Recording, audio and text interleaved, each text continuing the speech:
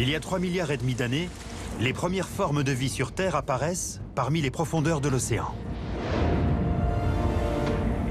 Des organismes monocellulaires évoluent en produisant de l'énergie grâce à la photosynthèse. En échange, ils produisent de l'oxygène, créant ainsi l'étincelle nécessaire à l'évolution de la vie sur Terre. Depuis des centaines de millions d'années, les abysses sont un terreau fertile pour les plus grands prédateurs de la planète. Les prédateurs marins sont beaucoup plus impressionnants que tous les prédateurs terrestres. Les espèces les plus incroyables qui vivent aujourd'hui sont presque toutes des créatures marines.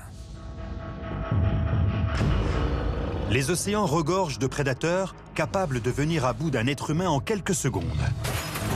Voici les 5 animaux les plus dangereux du monde sous-marin. 5 animaux dont aucune personne sensée ne souhaiterait croiser la route. Lequel d'entre eux est responsable du plus grand nombre de décès d'êtres humains au cours des 5 dernières années? Les gens ont toujours eu peur des grosses bêtes qui vivent dans l'océan. Et les grosses bêtes se développent dans l'océan. Parce que lorsqu'un prédateur prend le contrôle d'un espace défini, il est capable de si bien l'exploiter qu'il devient énorme. Et un des moyens de contrôler cet espace est de développer des dents. Dans le passé, beaucoup de prédateurs utilisaient leur supériorité physique, ainsi que leurs mâchoires capables de broyer des os pour tuer leur proie. Et aujourd'hui, rien n'a changé. Il vient dans ma direction.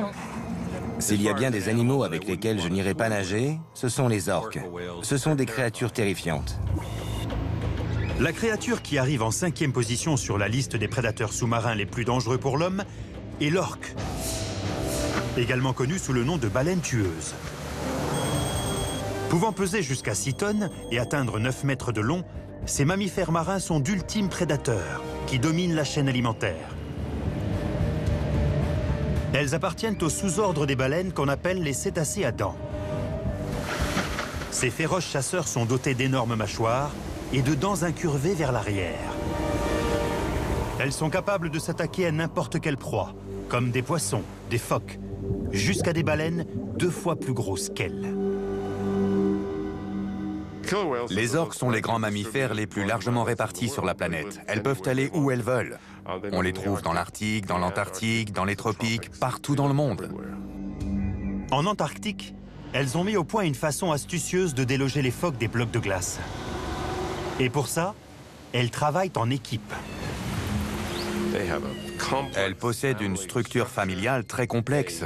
Elles communiquent entre elles lorsqu'elles chassent ou qu'elles plongent. Il est arrivé que des baleines mettent à profit leur intelligence et leur technique de chasse très élaborée pour s'attaquer à des êtres humains. Dans la petite ville côtière de Falmouth, en Angleterre, au musée local de la mer, 3 frères contemplent le minuscule canot qui leur a sauvé la vie. Tu te souviens comment il s'est brisé? C'est un dur rappel d'une confrontation brutale avec un groupe d'orques. En 1968, leur père, Dougal Robertson, vétéran de la marine, est un fermier peu fortuné de la campagne britannique. Douglas, l'aîné de ses fils, a 14 ans, tandis que Sandy et Neil, les 2 jumeaux, en ont 9. On n'avait aucune idée de ce que pouvait être la vie en mer, et notre père nous disait que pour lui, c'était sa 2e nature. Et un jour, je me souviens que Neil a dit « Comme papa est un marin, pourquoi est-ce qu'on ne partirait pas naviguer autour du monde ?» Et maman a dit « C'est une bonne idée ». Elle a même dit c'est une excellente idée. Oui, c'est vrai. Et voilà. L'idée a fini par germer avec le temps, et en 1970, le père vend la ferme familiale et achète un solide voilier de 13 mètres, du nom de Lucette. 1 an et demi plus tard, les Robertson se trouvent à 300 km au sud-ouest des îles Galapagos. Ils sont dans la même zone où, en 1820, un proche cousin de l'orque, un grand cachalot, a attaqué un baleinier portant le nom d'Essex. Un témoin décrit la scène comme un acte de vengeance contre les hommes ayant attaqué la baleine en premier. Le navire de 238 tonnes est brisé en 2 et coule par le fond. inspirant le célèbre roman américain Moby Dick. Un siècle plus tard, dans des eaux similaires, c'est une journée ordinaire pour la famille Robertson, à bord du Lucette. Sandy, 12 ans, surveille l'horizon. En regardant à l'avant à tribord, on a vu des orques. Mais on n'y a pas spécialement prêté attention parce qu'on n'avait pas l'habitude d'en voir. Mais ces orques sont tout sauf amicales. J'ai compris ce qui se passait quand j'ai senti cet énorme choc.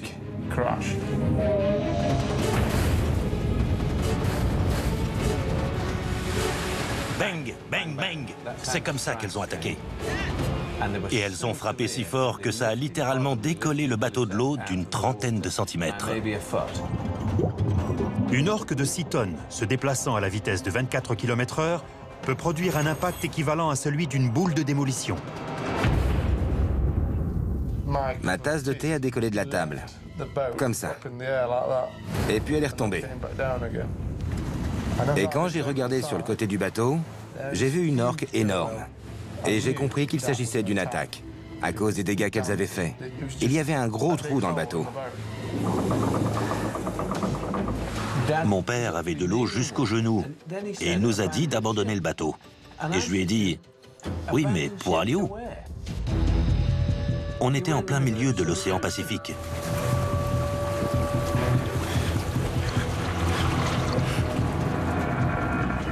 Les Robertson regardent couler leur voilier sous la surface, en attendant que les orques reviennent à la charge.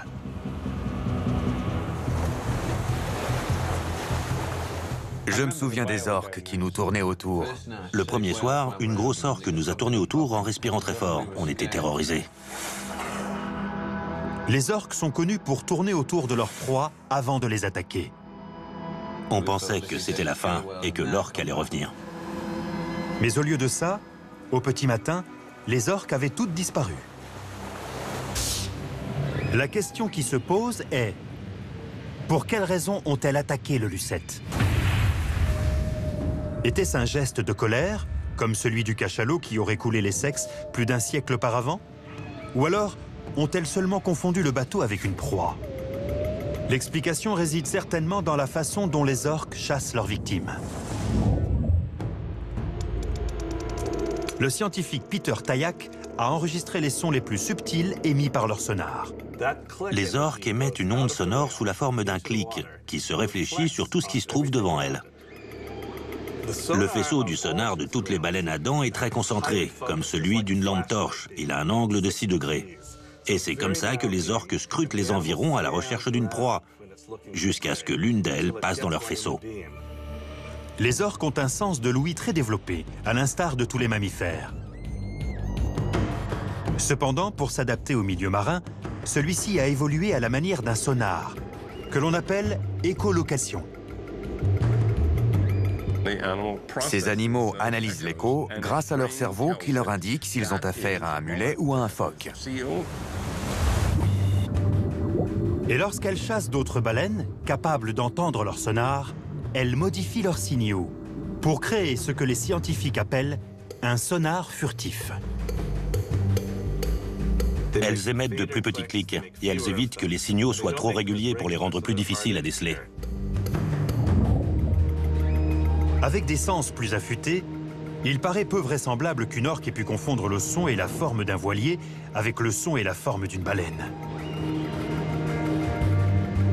Le bateau, qui est une cavité remplie d'air, est très facile à repérer avec le sonar, mais son écho n'a rien à voir avec celui d'un organisme vivant. Donc je suis sûr qu'une orque est tout à fait capable de faire la différence entre un bateau et une baleine.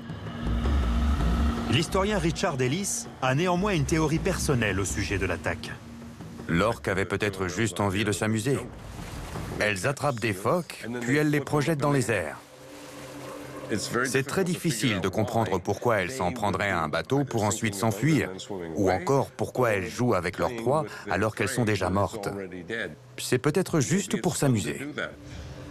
Les orques sont connus pour aimer jouer avec des objets, mais le fait qu'un groupe d'orques coule un bateau simplement pour s'amuser me paraît invraisemblable. Les frères Robertson sont d'accord. La première s'est ouvert la tête contre le bateau et on voyait du sang se répandre dans l'eau derrière elle. Et je sais que les animaux sauvages ne font rien par hasard. Ils étaient certainement décidés à attaquer. S'il s'agissait d'une attaque délibérée, les frères Robertson insistent sur le fait qu'ils ne l'ont pas provoquée. Pour les victimes comme pour les spécialistes, le mobile des orques demeure mystérieux.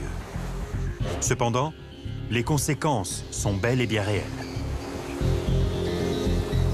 Pendant plus d'un mois, la famille Robertson se retrouve à la merci du monde sous-marin, subsistant grâce à de l'eau de pluie et à quelques rares poissons. Je me souviens avoir parlé avec mon père un soir, et il m'a dit que la survie était une école difficile, parce qu'il n'y a plus de familles qui tiennent à ce moment-là. Et c'est vrai. Au 38e jour, ils sont enfin repérés et sauvés par un chalutier japonais. Ils ont survécu à l'attaque d'un des prédateurs les plus puissants de la planète. Au cours des 5 dernières années, 5 attaques d'orques ont été recensées sur des êtres humains. La quasi-totalité d'entre elles ayant eu lieu avec des animaux en captivité, et seulement une ayant été mortelle.